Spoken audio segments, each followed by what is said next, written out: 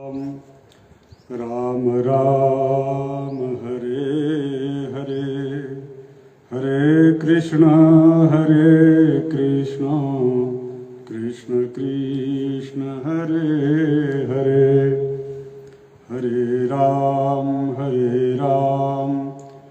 राम राम हरे हरे, हरे कृष्णा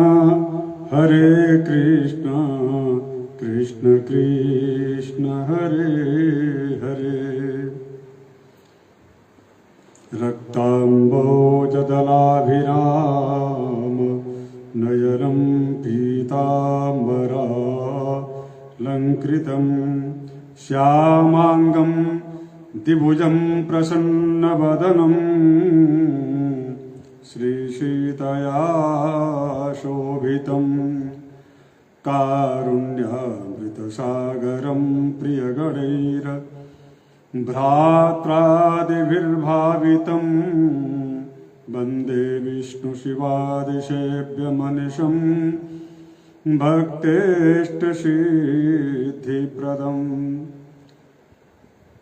मनोजवं मारुततुल्यवेगं जितेन्द्रियं बुद्धिमतां वरिष्ठं वातात्मजं वा नरयूथमुख्यं श्रीरामदूतं शरणं प्रपद्ये। अतुलितबलधामं हेमशैलाभदेहं दनुजवनकृशानुं ज्ञानिनामग्रगण्यं सकलगुणनिधानं वानराणामधीशं रघुपतिप्रियभक्तं वातजातं नमामि। लोकाभिरामं रणरङ्गधीरं राजीवनेत्रं रघुवंशनाथं कारुण्यरूपं करुणाकरन्तं श्रीरामचन्द्रं शरणं प्रपद्ये। ॐ श्री रामाय नमः। ॐ श्री परमगुरुभ्यो नमः। मंगलं भगवान् विष्णुः मंगलं गरुडध्वज मंगलं पुंडरीकाक्षः मंगलायतनो हरि। त्वमंगल भवन अमंगलहारी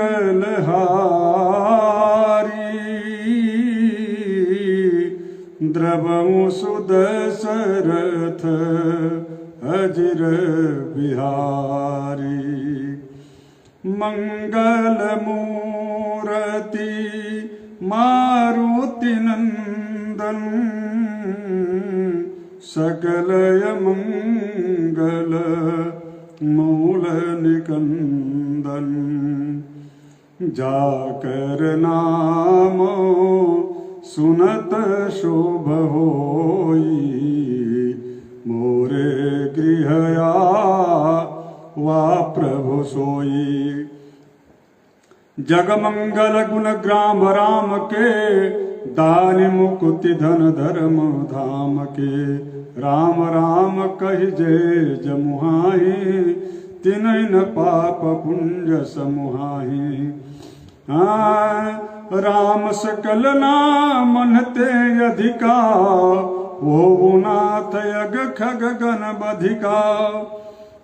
भुजबल विपुल भार मही खंडित खर दूषण विराध बध पंडित। प्रेम सूर्य सियावर रामचंद्र की जय। उमापति महादेव की जय। नमः पार्वती पतये हर हर महादेव। आज 11वां दिन है। श्रीमद् वाल्मीकि रामायण के इस महासत्र में आज एकादश दिवस अत्यधिक रोचकता पूर्ण कई प्रसंगों को अपने आप में समेटे हुए है। आप सभी अधिक से अधिक संख्या में जुड़े। आज का प्रसंग है भगवान श्री नारायण का राजा बलि के द्वारा किए गए उस यज्ञ से, जिस यज्ञ के फल प्रभाव से सभी देवगण अपने अपने पद से पदच्युत हो चुके थे। त्रिलोक विजयी राजा बलि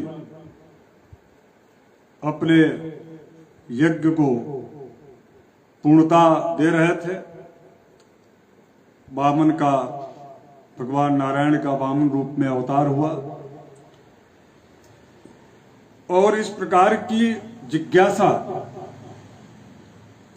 महाराज दशरथ नंदन प्रभु श्री राम जी महर्षि विश्वामित्र जी से पूछते हैं कि आखिर वो जो दिख रहा है इतना मेघ के समान आच्छादित चतुर्दिक, बड़ा ही सुरम्य और शोभनीय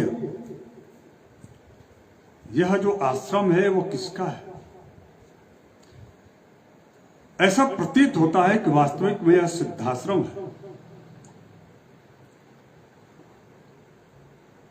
चूंकि ताटका के वध के पश्चात भगवान श्री राम जी ने जो यह कार्य किया, इस कार्य का यश तो पूरे तीनों लोक में इसका यशगान हो रहा था। मुनिवर विश्वामित्र जी अत्यधिक प्रसन्न थे। प्रसन्नता में तो उन्होंने ऐसा मानो कि उपहार की बरसात कर दी हो। इस प्रकार के एक के बाद एक विश्वामित्र जी के पूरे जीवन की जो तपस्या का जो मूल था,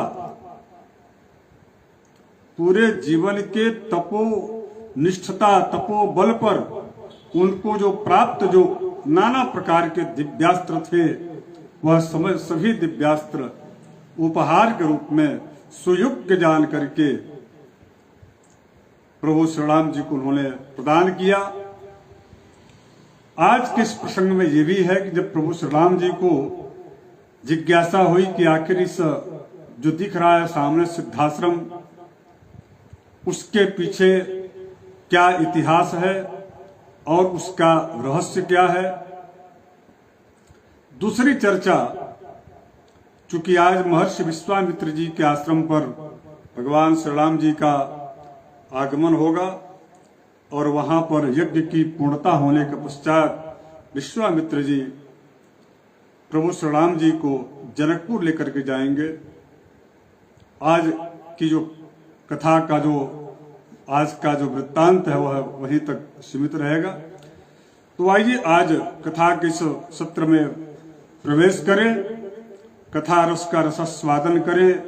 यह तो वास्तविक में भगवान श्री राम जी की कथा है, इतना दिव्य है, इतना मनोरम है। इसको जितनी बार और जितने अन्य विद्वज्जनों के द्वारा सुना जाए, उतना ही आनंद एक के बाद एक नए नए रहस्यों का रहस्योद्घाटन और आनंद की अनुभूति होती है। विश्वामित्र जी ने जब ताटका के वध के बाद महाराज दशरथ जी के जो राजकुमार राम जी हैं, उन पर अत्यधिक प्रसन्न हुए और उनकी प्रसन्नता का कारण भी था। तो चूंकि जो राक्षसनी, जैसा कि हमने आपको कल बताया था कि इतनी विशाल उस राक्षसनी का प्रभाव था कि शायद उस राक्षसनी के प्रभाव में आकर के वहां के जो लोग थे वह अत्यधिक जो है परेशान थे। और निश्चित रूप से जब भगवान का जब वहां पर उनकी लीला नारायण की जो लीला होती है बड़ा अद्भुत होती है। और जब भी इस प्रकार के अनेकानेक जो है राक्षसों का जब वो वध करते हैं तो ऐसा प्रतीत होता है कि वास्तविक में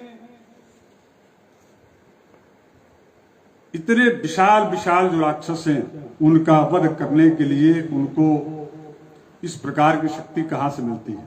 तो देखिए, जब भी आप भगवान श्रीहरि के अवतार चरित्रों की कथा जब श्रवण करेंगे तो उसमें आपको ये चीज दिखेगा कि भगवान श्री राम सदैव अपने से वरिष्ठ जनों के साथ में रहते हैं और उनका अनुगमन करते हुए, उनकी सेवा और शुश्रूषा करते हुए विनम्रता पूर्वक वह ज्ञान का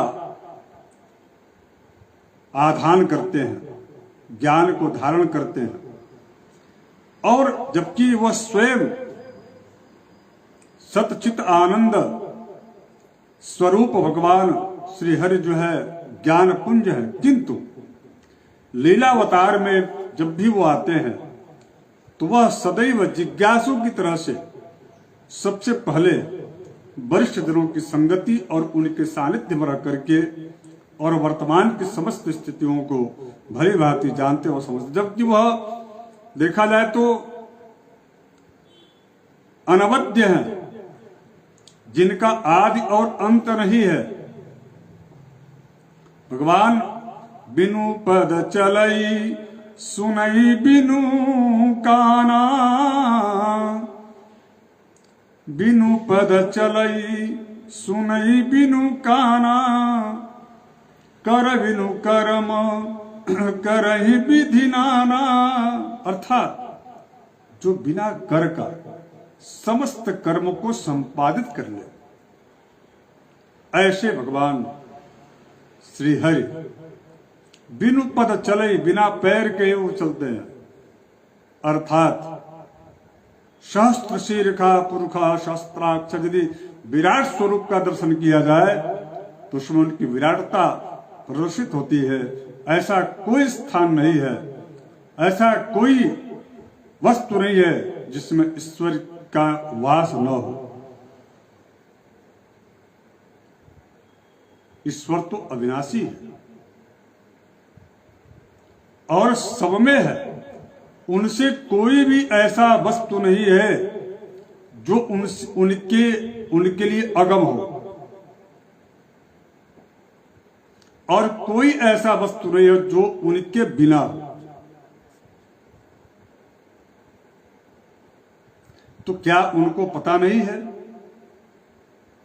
महर्षि विश्वामित्र जी से, मुनिवर से पूछ रहे हैं कि जो सामने दिख रहा है सिद्धाश्रम, ये कौन है, किसका है, क्या है, इसके पीछे क्या रहस्य है।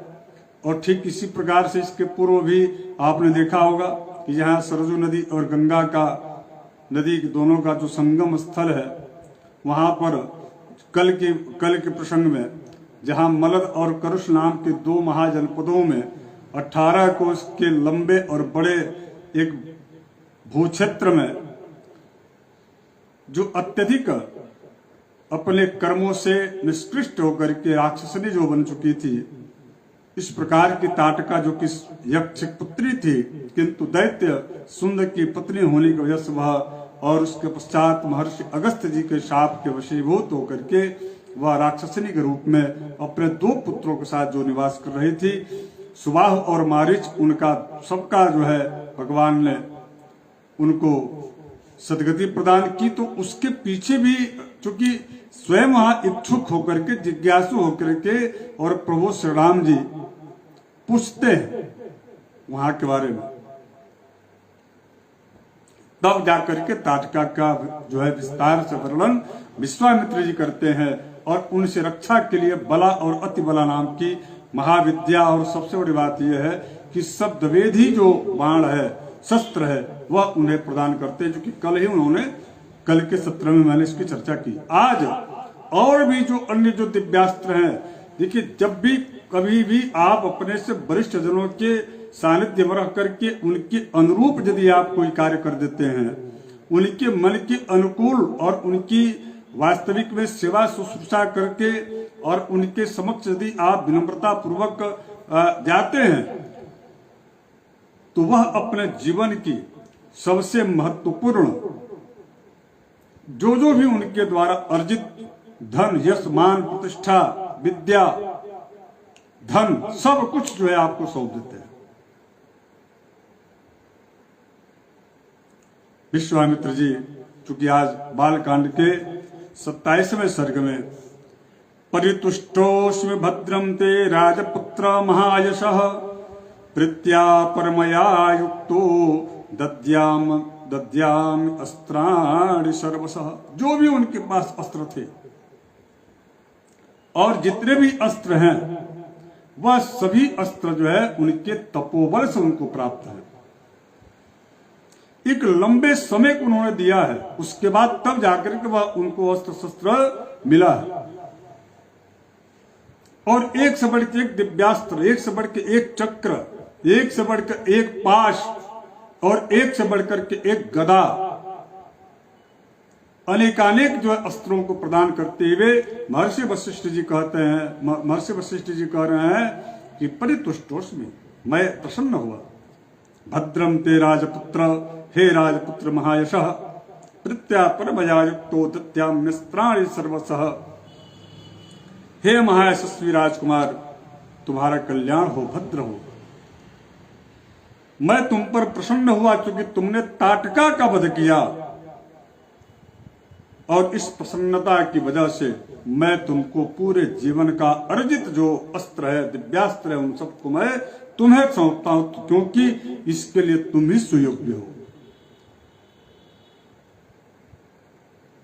पूरा विश्वास है कि तुम इस धरती को आसुरी प्रवृत्ति और अथवा इस प्रकार की जितनी भी विचारधाराएं हैं अथवा इस प्रकार के जितने भी राक्षस हैं उनका तुम वध कर पाओगे।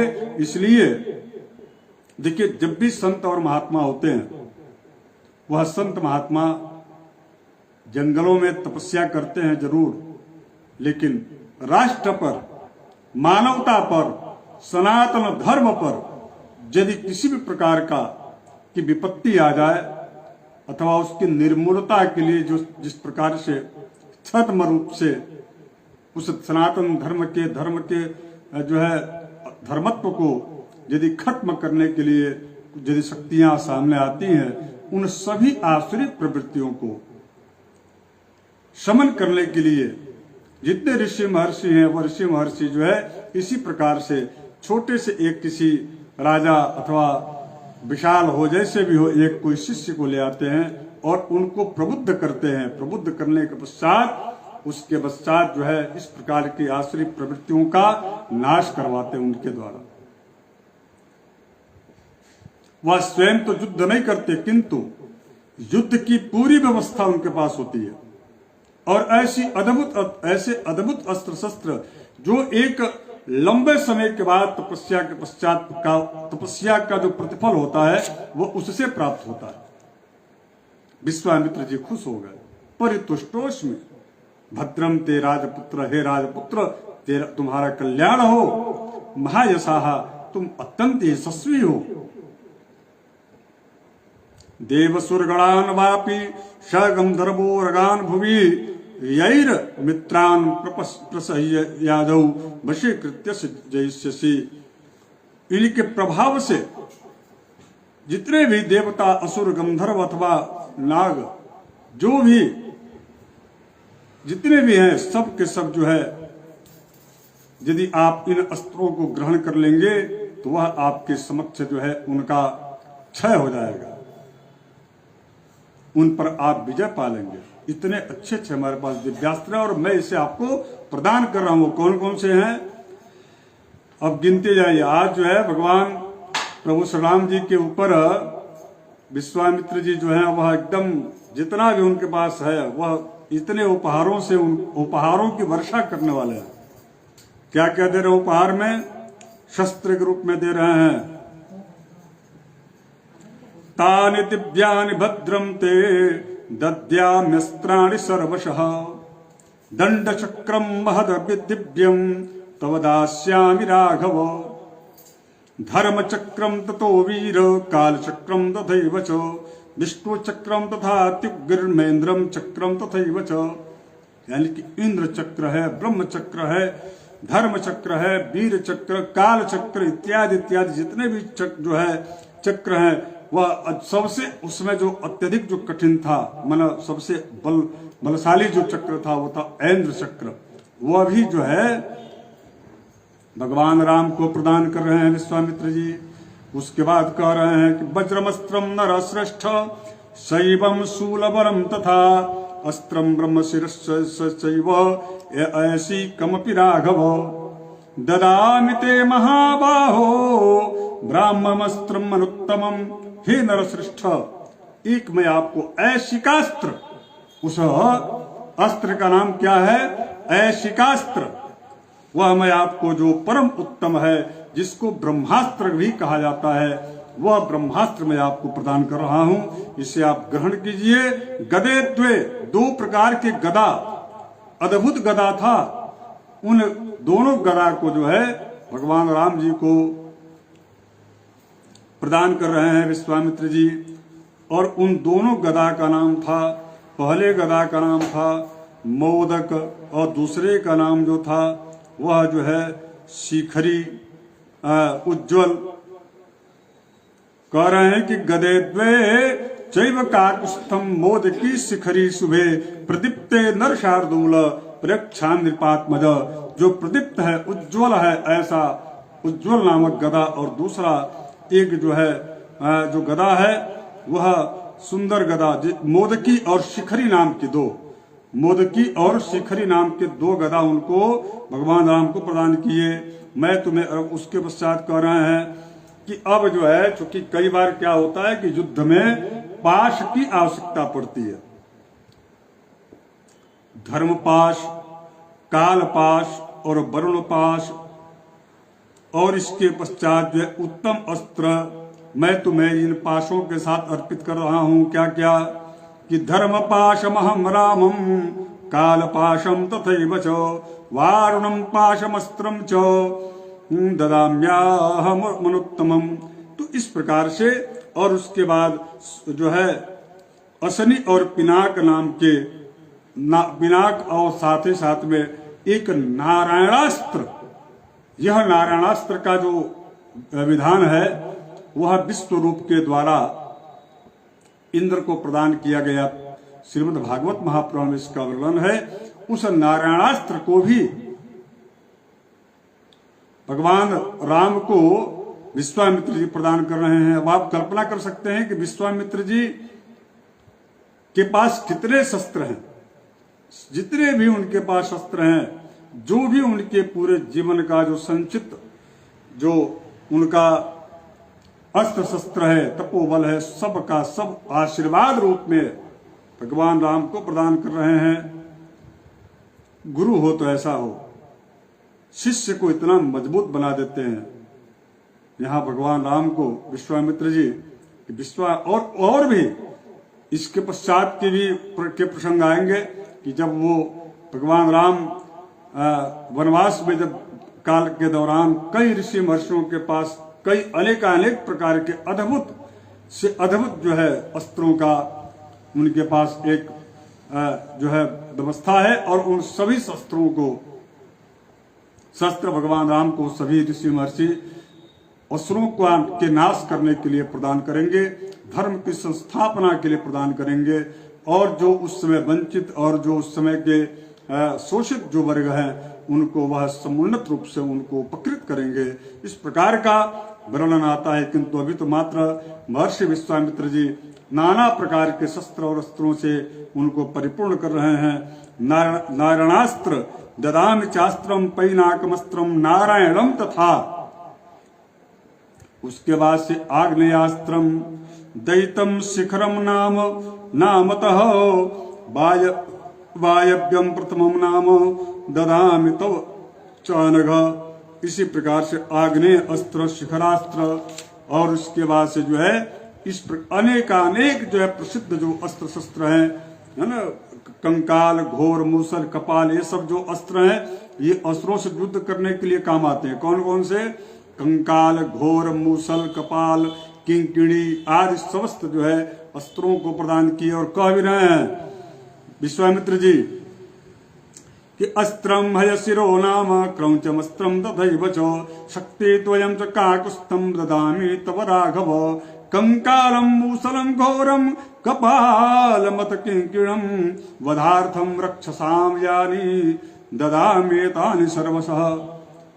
उसके बाद से वैद्याधरं महास्त्रं वै आनंदनम नाम नामतः अशिरत्नम महाबाहो ददामि निर्मलात्मजो गांधर्वमस्त्रदयितं मोहनम नाम नामतः। कई बार मोहन अस्त्र का भी प्रयोग करना पड़ता है तो मोहनास्त्र दे रहे हैं, गांधर्व अस्त्र दे रहे हैं। कई बार गंधर्वों से युद्ध करना पड़ेगा, हो सकता है अनेकानेक जो है प्रकार के युद्धों में इनको शामिल होना पड़े। तो अपने शिष्य को किसी भी प्रकार से यानी कि हर तरह से उनको मजबूत बना देना चाहते हैं। किसी भी प्रकार की कोई उनके अंदर जो है ऐसा शस्त्र अस्त्र ना हो जिसको न जानते हो, ऐसा कोई गुंजाइश ही नहीं छोड़ रहे हैं विश्वामित्र जी। इसीलिए तो लेकर के आए थे ना उनको मांग करके महाराज दशरथ से। महाराज दशरथ जी को ऐसा पुत्र मोह था कि वह काफी अत्यंत जो है कई सारी बातें, यहाँ तक वह मूर्छित तक हो गए थे। लेकिन वहां कुपित होकर के आवेश और उनके क्रोध को देख करके राजा दशरथ जी कुछ नहीं बोले और उसके बाद पुनः जो है अपने अत्यंत प्रिय जो भगवान राम है, प्रभु श्री राम जी, सबसे ज्येष्ठ पुत्र राम को वह सौंप देते हैं विश्वामित्र जी को। और उनकी सेवा में लक्ष्मण जी भी आते हैं। और इसके बाद से देखिए क्या होता है, जो चीज उनको शायद वेद और शास्त्रों का ज्ञान तो अत्यधिक जो है महर्षि वशिष्ठ जी ने उनको प्रदान किया, किंतु शस्त्र जो विद्या थी, और ये बात महर्षि वशिष्ठ जी जानते थे कि जो है जितने शस्त्रों का शस्त्र विद्या में जितने निपुण है महर्षि विश्वामित्र जी, उतना और कोई नहीं है। इसलिए इनके साथ में प्रभु श्री राम जी को देना अत्यधिक जो है श्रेयस्कर होगा और यह श्रेष्ठ कदम होगा। और देखिए वही हो रहा है।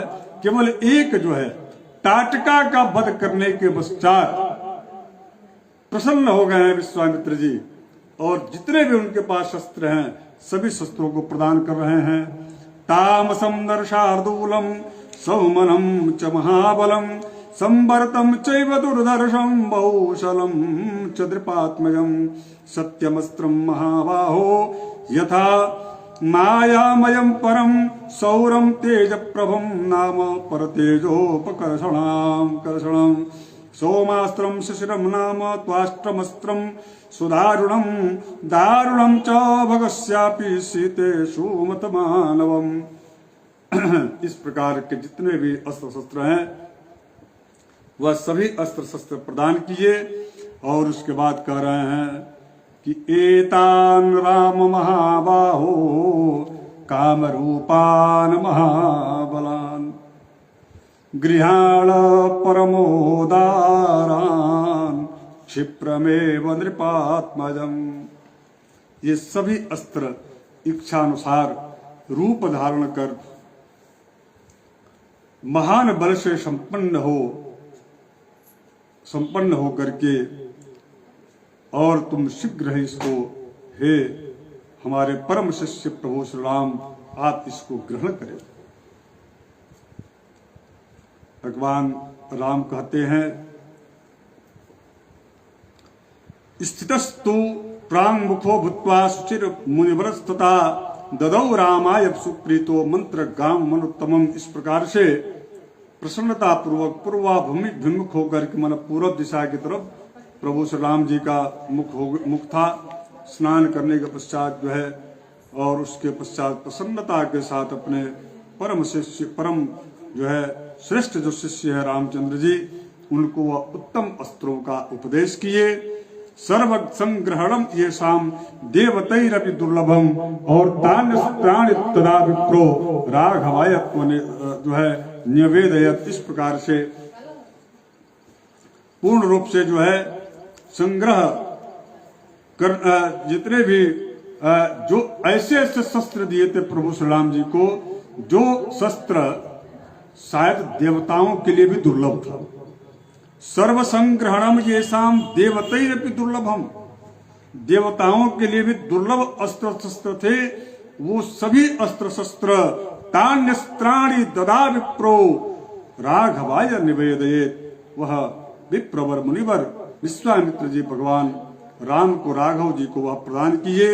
और जब तस्तु मुनिस्तस्य विश्वामित्रस्य धीमतः उपतस्तुर महारहाणि सर्वाण्यस्त्राणि राघवम, इस प्रकार से जो है सभी प्रकार के अस्त्र और शस्त्रों को देने के पश्चात 28वें सर्ग में महर्षि विश्वामित्र जी जो है वह उन सभी शस्त्रों के संचालन करने की विधि भी बताई।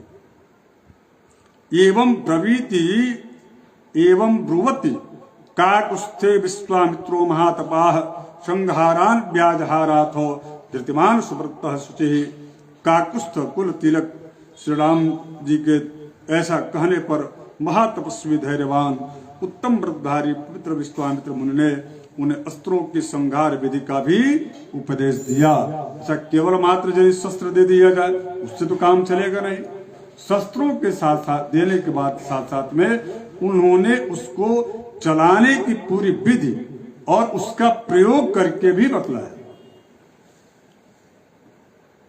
इस प्रकार से भगवान जो श्री राम हैं वह जितने भी उनके पास जो अस्त्र दिए थे उस ये भी कह रहे हैं कि सत्यवंतम सत्यकृतिम दृष्टम रवसमेव तो च प्रतिहारतम नाम परांग मुख वांग मुखम। जो भी मैं शस्त्र दे रहा हूं इसलिए दिया क्योंकि आप उसके योग्य हैं।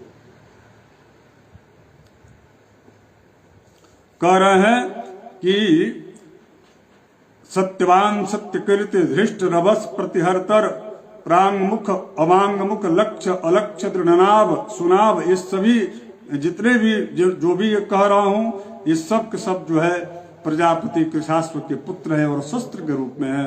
जो विश्वामित्र जी को प्राप्त हुआ था यह जो है सब कुछ प्रभु श्री राम जी को प्रदान कर रहे हैं।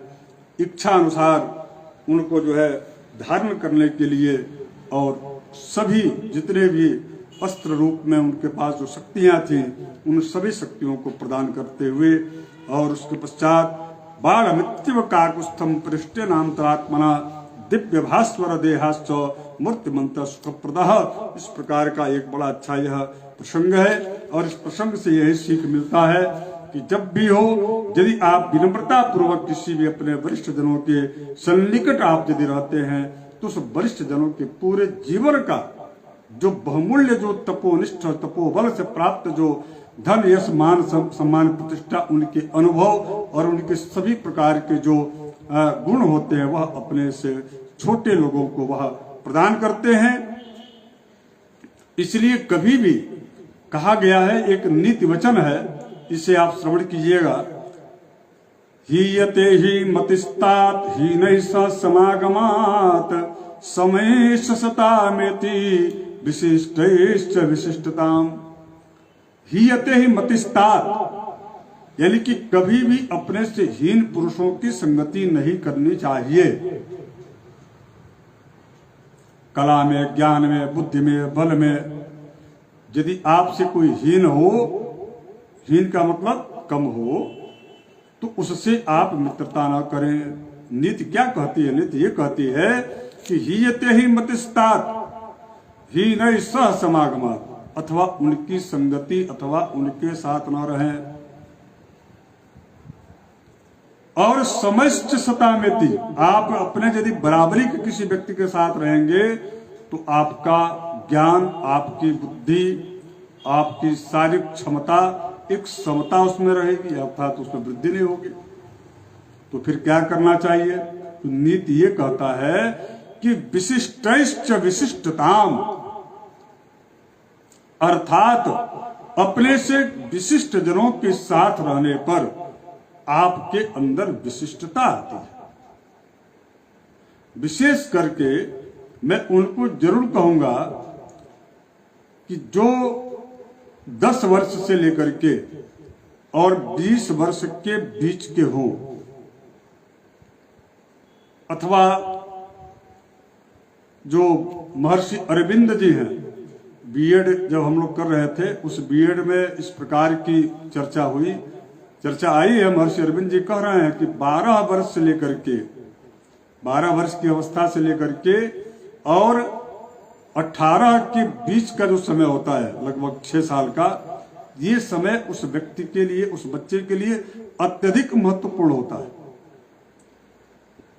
और इस समय तो निश्चित रूप से उसके सामाजिक विकास का यह समय होता है और उसकी सामाजिकता जिस प्रकार की उसको मिलेगी, बाहर का जो सर्कल उसको जैसा मिलेगा वैसा ही वो बालक हो जाएगा। तो कम से कम सभी अभिभावकों से आग्रह है कि इस उम्र में आप किसी अपने से अथवा उस बच्चे से विशिष्ट किसी व्यक्ति के साथ यदि उसकी संगति करा दें अथवा उसकी यदि युति करवा दें तो निश्चित रूप से वह व्यक्ति, वह बालक राम के जैसा बनकर के निकलेगा। यहाँ पर विश्वामित्र जी के संगति में आकर के प्रभु श्री राम जी सभी प्रकार के शस्त्र अस्त्र विद्या से परिपूर्ण हो गए। और इसके पूर्व महर्षि वशिष्ठ जी के से उन्होंने वेद की विद्या को ग्रहण किया था। इस प्रकार से अनेकानेक जो है शस्त्र और शास्त्र दोनों के पारंगत प्रभु श्री राम जी अनेकानेक आयुधों से युक्त होकर के अत्यंत बलवान प्रभु श्री राम जी अनेकानेक जो है कार्यों को करने के लिए उद्यत थे। स्वजतान राघवो ज्ञात्वा विश्वामित्रम महामुनिम गच्छन्नेवाथ मधुरम सुलक्षणम वचनम अब्रवीत किवेतन मेघ संकाशम। सारा कुछ जब हो गया उसके बाद जब स्थिर हुए तब प्रभु श्री राम जी ने कहा मुस्कुराते हुए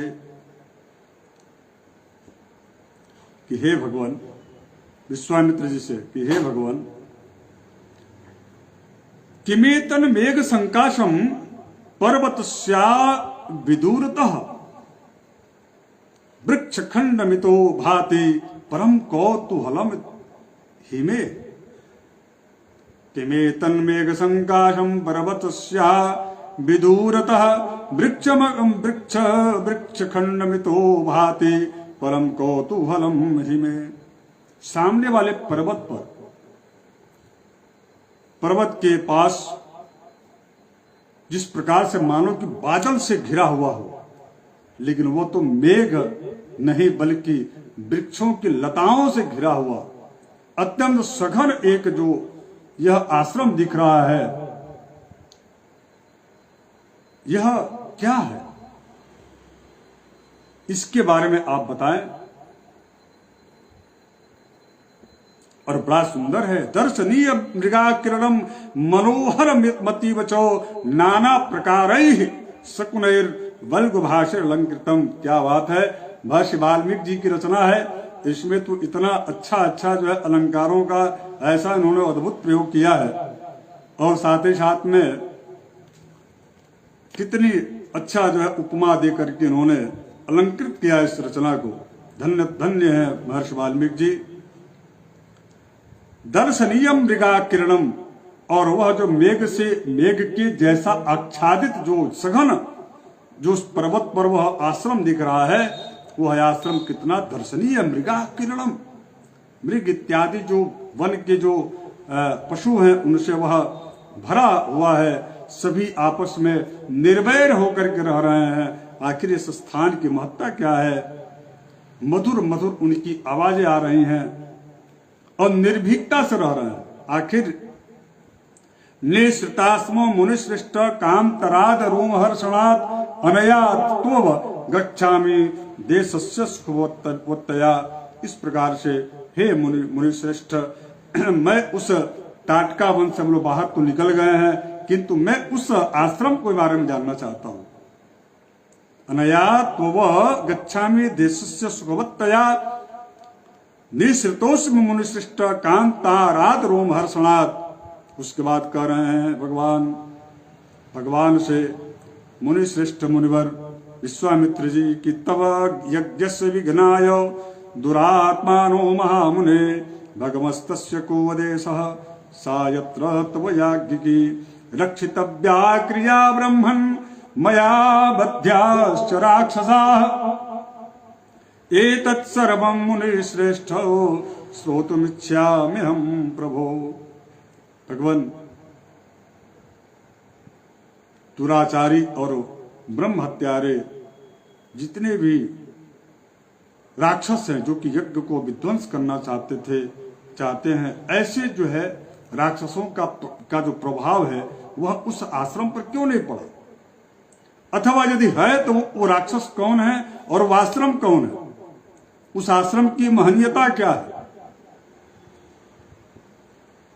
अब उसके बाद से 29वें सर्ग में भगवान से विश्वामित्र जी पूरी जो है चर्चा यानी कि वृत्तांत बता रहे हैं उस आश्रम के बारे में। इह राम महाबाहो विष्णुर्देव नमस्कृतः वर्षाणि स्वबहूनि तथा युग शतानि च तपश्चरण योगार्थमुवास सुमहातपाः एष पूर्वाश्रमो राम वामनस्य महात्मनः। ये वही जगह है हे प्रभु राम, ये वही जगह है, आप जिस आश्रम के बारे में पूछ रहे हैं यह वही आश्रम है जहां पर भगवान नारायण का वामन रूप में अवतार हुआ था। उस वामन रूप में अवतार का जो मूल है उसी अवतार के मूल का यह वह स्थान है जिस स्थान पर नारायण स्वयं तपश्चर्या में लीन रहा करते थे। और यहां पर भगवान श्रीहरि स्वयं साक्षात वर्षाणि सुबहूनीह तथा युग शतानि च 100 युगों तक तपस्या के लिए वह निवास किए थे। उन्होंने बहुत दिनों तक यहां तप किया और उस भगवान नारायण के अवतार को वामन अवतार कहा जाता है। वही वामन अवतार का यह स्थल है। वामन जी का यह तपश्चर्या तपोभूमि है जिसे आप दिखा रहे हैं।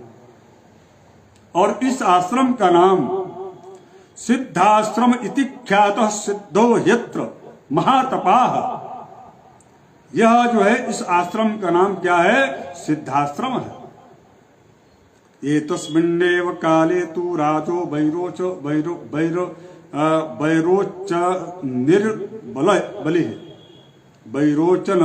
निर्बलिः। ये कौन था भाई? बैरोचन मतलब विरोचन पुत्र। बैरोचन निर्बलिः अर्थात विरोचन के पुत्र का नाम बलि था। वो बलि निर्जित्य दैवत गणान सेन्द्रान स मरुत गणान कार्यामास तद्राज्यम त्रिषु लोकेषु विस्तृतः। तीनों लोक पर जो दुर्जय थे उन पर भी उसको विजय की प्राप्ति हो चुकी थी और उसका नाम था विरोचन जी का। विरोचन का पुत्र जो कि राक्षस है विरोचन, उसका पुत्र बलि जो कि अत्यंत श्रेष्ठ उत्कृष्ट जो है दानवीर हैं बलि। और वो जो है तीनों लोगों पर विजय प्राप्त करके एक बहुत विशाल यज्ञ की योजना और उस यज्ञ को कर रहे थे। उसी समय चूंकि यदि वह यज्ञ पूर्ण हो जाता है राजा बलि का, तो उसके बाद से राजा बलि पर देवताओं का कोई अधिकार नहीं हो पाता, बल्कि इंद्र का जो पद है वह पदच्युत जो इंद्र है वह सदैव पदच्युत ही रहता। अर्थात इंद्र इत्यादि सभी देवताओं को तो जीत ही लिए थे बलि, लेकिन स्थायी पूर्वक उनको इंद्र के पद पर जो है प्रतिष्ठित हो जाते राजा बलि, और यह उसी के लिए वह यज्ञ कर रहे थे। एक बार की बात है कि इसी सिद्धाश्रम में इसी सिद्धाश्रम में यज्ञम चकार सुमहान सुरेंद्रो महाबल बलेस्तु यजमानस्य देवासाग्नि पुरोगमाः समागम्य स्वयं चैव विष्णुर्मुचुरिहाश्रमे। इसी आश्रम पर जितने भी देवता हैं सभी देवताओं ने मिलकर के आदित्या देवतानांच मम चैवानुयाचितम वरम वरद सुप्रीतो दातुम हर्ष सुब्रत। सभी देवी देवता आकर के और उसके पश्चात जो है नारायण से उनको प्रणाम करके और उनसे निवेदित किए कि हे नारायण, आप जो है कुछ न कुछ कीजिए उपाय, नहीं तो पुनः जो विरोचन पुत्र बलि है वह बलि हम सबको जो है उसका यदि उनका यज्ञ पूर्ण हो जाएगा तो हम लोग सदैव पदच्युत ही रहेंगे, इसलिए आप कुछ उपाय कीजिए। महाराज विश्वामित्र जी भगवान राम से बता रहे हैं, पूरा वृत्तांत बता रहे हैं कि देखो वह सिद्धाश्रम की महत्ता क्या है, और उस सिद्धाश्रम में जहां पर 100 युगों तक भगवान नारायण स्वयं तपस्या किए हों उसकी महनीयता क्या कही जाए। अब वहां पर उसी सिद्धाश्रम में कश्यप ऋषि और उनकी धर्म पत्नी अदिति के साथ वहां आगमन होता है, और उसके साथ साथ में ये तस्मिन्नंतरे राम काश्यपोग्नि समप्रभ आदित्या सहितो राम दीप्यमान इव ओजसा देवी सहायो भगवान दिव्यम वर्ष सहस्त्रकम व्रतम समाप्य वरदम तुष्टाव मधुसूदनम। मधुसूदन भगवान जो श्री हरि हैं उनके आश्रम में महान तेजस्वी अग्नि के समान तेजस्विता जिनमें थी, ऐसे महर्षि जो कश्यप हैं वह अपनी धर्म पत्नी अदिति के साथ वहां पर उनका आगमन हुआ। और अदिति जो है दोनों महर्षि कश्यप मिलकर के भगवान नारायण की प्रार्थना करते हैं, कहते हैं तपोमयम तपो राशिम तपो मूर्तिम तपात्मकाम तपसा त्वाम सुतप्तेन पश्यामि पुरुषोत्तमम् शरीरे तव पश्यामि जगत सर्वमिदं प्रभो त्वमनादिर निर्देश्य त्वमाहं शरणं गतः। इदमित्थम रूप भगवान हे नारायण हे नरहरि, इदमित्थम, इदमित्थम मतलब समझ रहे हैं, यह वेदांत की भाषा है। इदमित्थम का मतलब होता है जो यह है यही आगे भी रहेगा, और इसके पश्चात जब भी इसमें कोई परिवर्तन होगा तो भी यही रहेगा। अर्थात अविनाशी जो हमने पहले कहा कि अविनाशी रूप भगवान नारायण है, इनका कभी विनाश नहीं होता। और ऐसे प्रभु को इदमित्थम रूप में उन्होंने प्रणाम करते हुए उनको जो है कहा कि हे प्रभु मैं आपके शरण में आया हूं। हमारे पुत्र अदिति ने कहा कि हमारे पुत्र इंद्र का जो पद है वह खतरे में है, और वह जो राजा बलि हैं, जो विरोचन पुत्र राजा बलि, उनका पूरा अधिकार सभी देवताओं पर हो गया है, देवलोक पर हो गया है। ऐसे में तीनों लोग त्रिलोक विजयी हो गया है राजा बलि। अब उसके लिए कुछ तो आप करें प्रभु, ऐसा आप मुझे वर दीजिए ताकि मुझे उस बलि को पराजित करके और जो देवताओं से जो छीना गया जो उनका राज्य है, जो उनका लोक है, वह पुनः उन देवताओं को उनके लोक की प्राप्ति हो जाए। ऐसा एक अद्भुत पुत्र की प्राप्ति मुझे हो, इस प्रकार का है प्रभु आप वरदान मुझे दे। ये चीज वहीं पर हो रहा है जिस सिद्धाश्रम के बारे में भगवान राम विश्वामित्र जी से पूछ रहे हैं। और ये बता कौन रहा है तो विश्वामित्र जी बता रहे हैं भगवान राम से। देखिए इस सिद्धाश्रम की कितनी महत्ता है। और उसके बाद आदित्या देवतानां च मम चैवानुयाचितां वरम वरद सुप्रीतो दातुमर्हसि सुब्रत। पुत्रत्वम, हे प्रभु आप मेरे पुत्र के रूप में अवतरित होकर के और राजा बलि के उस यज्ञ का कुछ तो आप समाधान करें। भगवन् नित्या मम चानघ भ्राता भव और आप जो है हमारे जो पुत्र इंद्र हैं उनके आप भाई बन करके यवीयास्त्व शक्रस्यासुरशोधनम शोकार्तानाम तु देवानाम सहायाम कर्तुमर्हसि। जो देवता दुखी हैं, पीड़ित हैं, उन सभी देवताओं के दुख और पीड़ा को आप समाप्त कीजिए, उनकी सहायता कीजिए और आप हमारे पुत्र इंद्र के आप भाई के रूप में प्रकट होइए, यानी कि मुझे पुत्र के रूप में आप जो है प्राप्त होइए। अयम सिद्धाश्रमो नाम प्रसादाते भविष्यति सिद्धे कर्मणि देवेश उत्तिष्ठ भगवान वितः। इस प्रकार से यह सिद्धाश्रम जो है उसी दिन, चूंकि माता जो अदिति हैं, अदिति का जो अर्थ होता है व्याकरण के दृष्टिकोण से कहा गया अदिति ही यानी कि आदित्य। दो अवखंडने इस धातु से अदिति शब्द बना और इससे तद्वित करने पर अर्गदत्य शब्द सिद्ध हुआ। यो न विद्यते विनाशो यस्य सोयम अदिति, यानी कि अदिति रेव आदित्य, जिसका विनाश कभी न हो उसी ईश्वर को आदित्य कहते हैं। और जो आदित्य को प्रकट करे, आदित्य जिसके पुत्र हो, उस माता का नाम अदिति है। कुल मिलाकर के अदिति जो है वह अविनाशी पुत्रों को जन्म देती है। वामन अवतार में नारायण स्वयं भी अविनाशी है, इंद्र का भी आपने देखा है, उनका भी बलाबल प्रभाव। तो इस प्रकार से यह प्रकृष्टया, तो इस तरह से समझना चाहिए। और द्वितीय वो है जो बार बार उनके पुत्र होते हैं, बड़े बलिष्ठ होते हैं, बलशाली होते हैं, और उसके पश्चात जो है उनका कहीं न कहीं एक बलि को छोड़ करके बाकी जितने भी उनके जो है आसुरी प्रवृत्ति वाले जो उनके पुत्र होते हैं उनका निश्चित रूप से कहीं न कहीं उनका नाश होता है। तो वो नाशवान है, लेकिन अदिति के जो पुत्र हैं वो नाशवान नहीं है। तो जो अदिति है, अदिति के ही पुत्र के रूप में नारायण का अथ विष्णु महातेजा आदित्यम समझायत वामनम रूपमास्थाय वैरोचनिमुपागमत।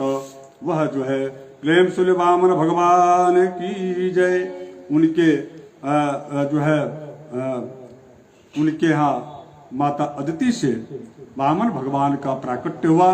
और वामन वही वामन भगवान हैं जो कि तीन पदानथ भिक्षित्वा, तीन पग जो है मात्र वह भूमि मांग करके दान में भिक्षा के रूप में और पूरे तीनों लोक को वो नाप दिए थे। तो ऐसे भिक्षित्वा प्रतिगृह्य च मेदिनीम और आक्रम्य लोकार्थी सर्वलोक हिते रतः। इस प्रकार से वह उन्होंने दान में लेकर के और इस मेदिनी को पुनः देवराज इंद्र इत्यादि समस्त देवताओं को लौटा दिया था।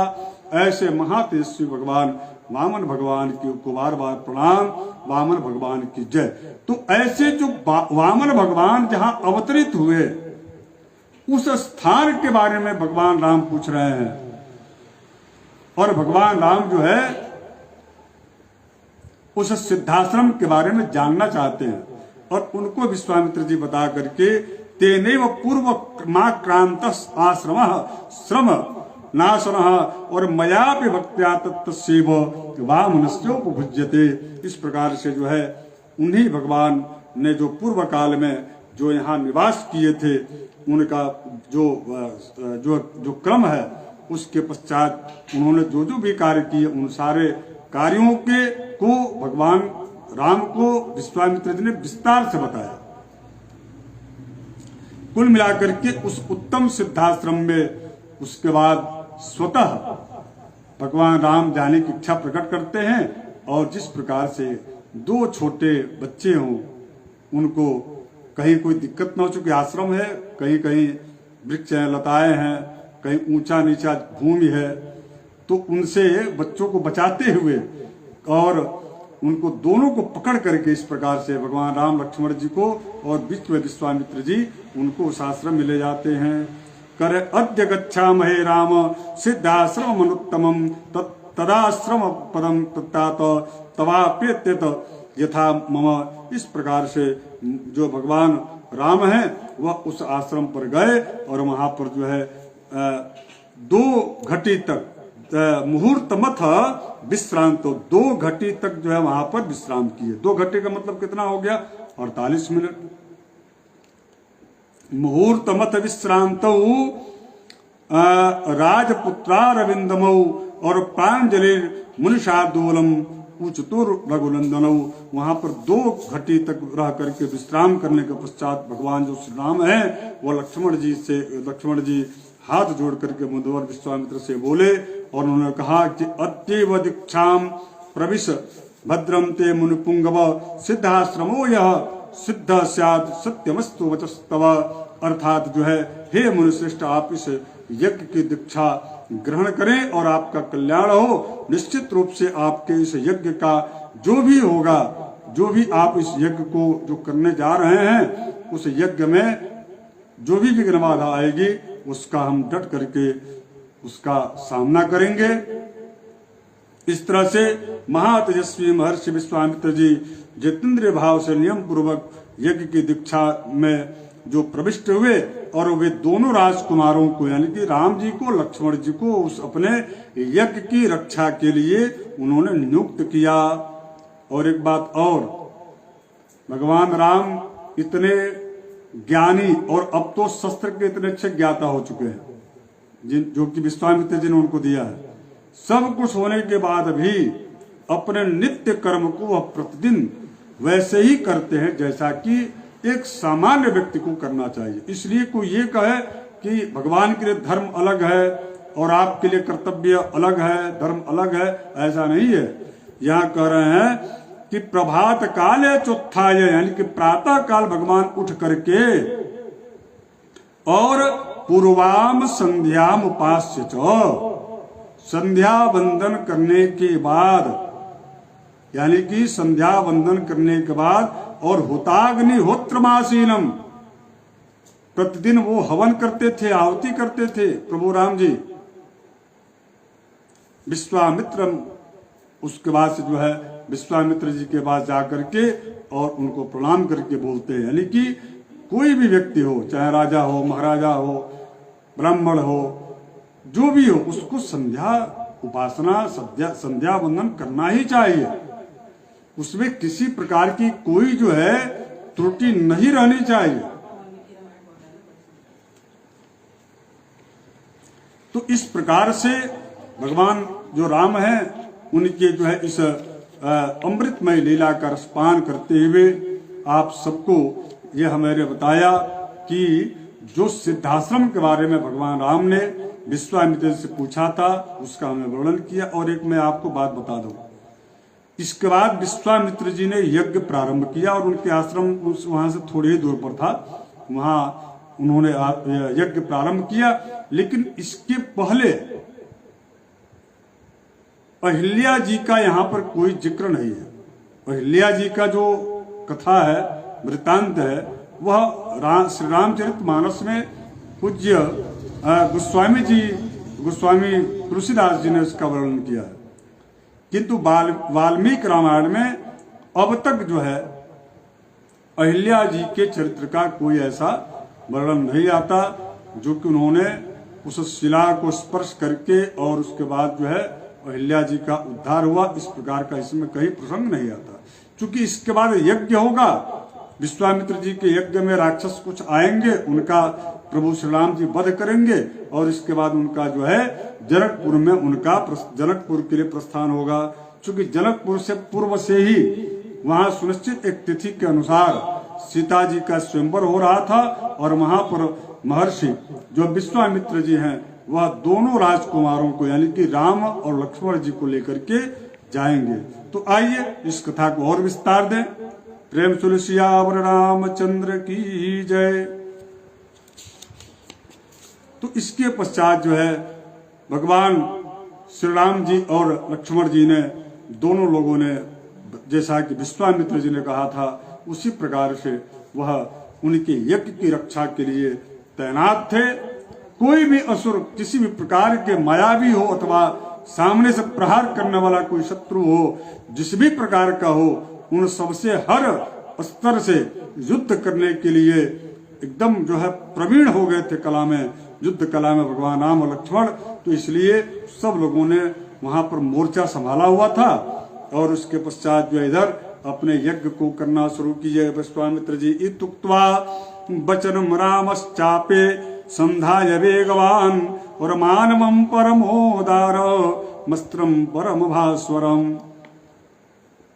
जितने भी उसके बाद जो है शेषान वायव्याम आदाय निजगान महासान राघव परमोदारो मुनिनाम मुदमावहन।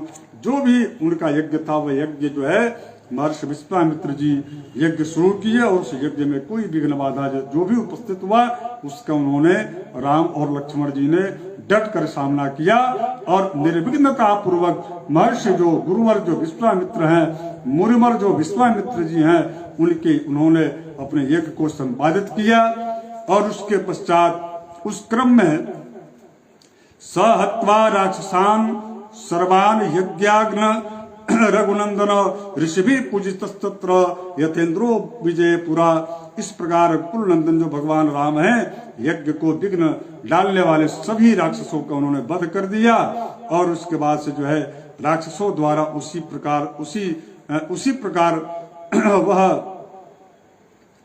पूर्व काल में देवराज इंद्र के जैसा, जिसे देवराज इंद्र के कई बार उनके तरफ से उनके पिता महर्षि राजा दशरथ जी युद्ध किए हैं, उसी प्रकार से आज विश्वामित्र जी के लिए राजकुमार राम और लक्ष्मण जी वहां युद्ध कर रहे हैं। और वहां जितने भी देवी देवता जो भी ऋषि महर्षि हैं, इन बातों की चर्चा कर करके और बिल्कुल बहुत अत्यंत उनको आनंद हो रहा है कि देखिए छोटे छोटे दोनों बालकों ने कितना बड़ा कार्य कर दिया। और इधर जो है अथ यज्ञ समाप्ते तो विश्वामित्रो महामुनि ही। अब इसके बाद दूसरा प्रसंग प्रारंभ होता है। निरीतिका दिशो दृष्ट्वा काकुत्स्थमिदम अब्रवीत। यज्ञ संपन्न होने के पश्चात महामुनि विश्वामित्र जी ने सभी दिशाओं से जो आ रही विघ्न बाधा है, उन विघ्न बाधाओं को जब समाप्त करके राम जी और लक्ष्मण जी ने एक उत्तम कार्य किया, उसके पश्चात कृतार्थोस्मि महाबाहो कृतम गुरु वचस्तथा वचस्त्वया और सिद्धाश्रम विदम सत्यम कृतम वीरम महायशः स ही रामम प्रशस्यैवं ताभ्याम संध्यामुपागमत।